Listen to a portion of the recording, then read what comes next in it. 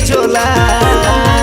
गर्मी में घूमत हसवो धरे ले ही झोला।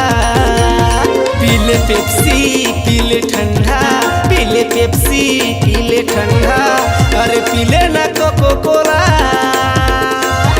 गर्मी में घूमत हसवो धरे ले ही झोला। गर्मी में घूमत हसवो धरे ले ही झोला।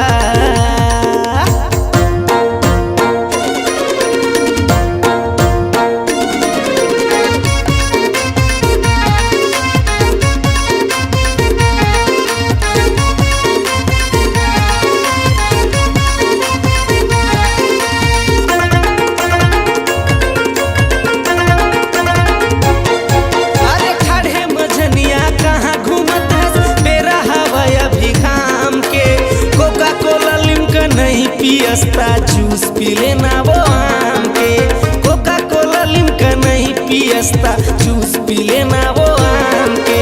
खड़े मजनिया कहाँ घूमत हस बेरा हवाया भी घाम के। कोका कोला लिमका नहीं पियस्ता जूस पी लेना वो आम के। कोका कोला लिमका नहीं पियस्ता जूस पी लेना वो आम के। पीले ठंडा पीले पेप्सी, पीले ठंडा पीले पेप्सी, अरे पीले ना कोको कोला। गर्मी में घूमत हसवो धरे ले ही झोला। गर्मी में घूमत हसवो धरे ले ही झोला।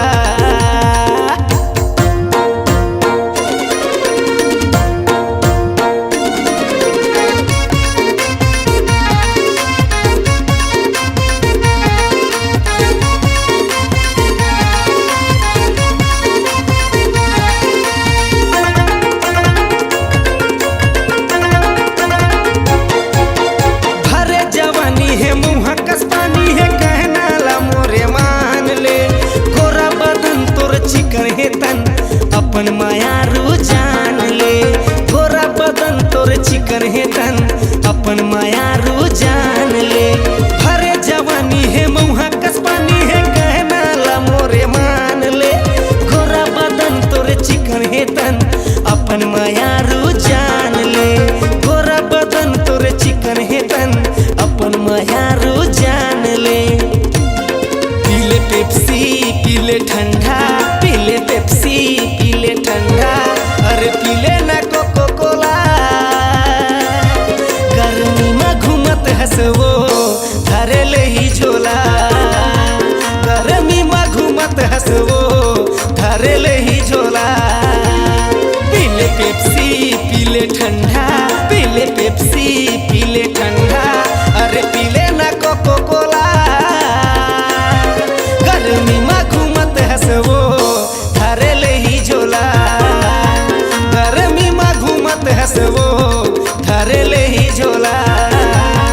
गर्मी में घूमत हसवो धरे ले ही झोला। गर्मी में घूमत हसवो धरे ले ही